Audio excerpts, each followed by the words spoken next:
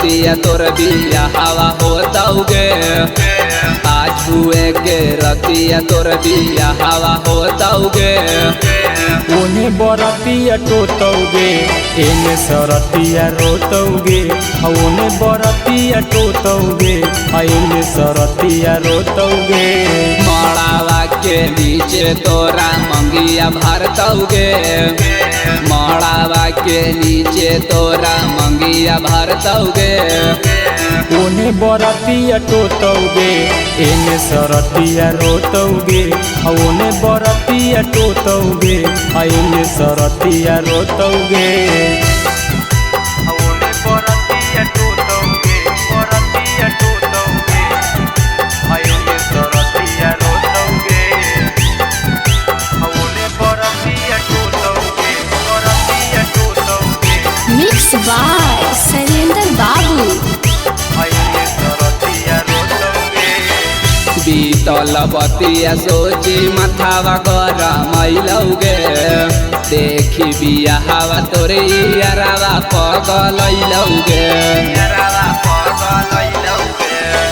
बीतल बतिया सोची मथावा गरमैलौगे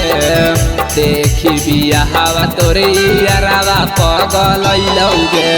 रतिया में नींद न अइतौ फोटावा देखतौगे रतिया में नींद न अइतौ फोटावा देखतौगे ओने बरतिया टोतौगे एने सरतिया रोतौगे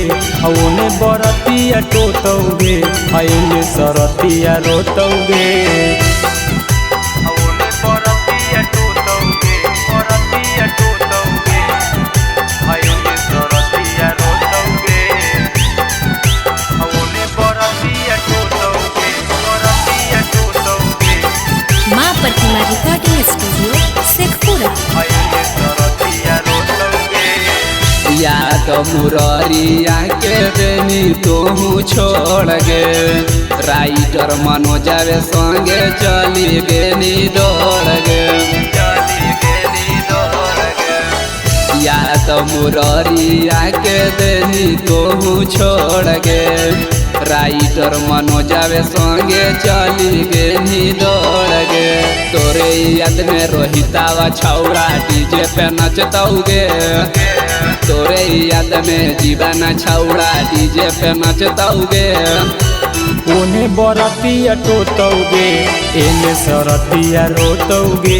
ओने बरतिया टोतौगे एने सरतिया रोतौगे। माँ प्रतिमा रिकॉर्डिंग स्टूडियो शेखपुरा।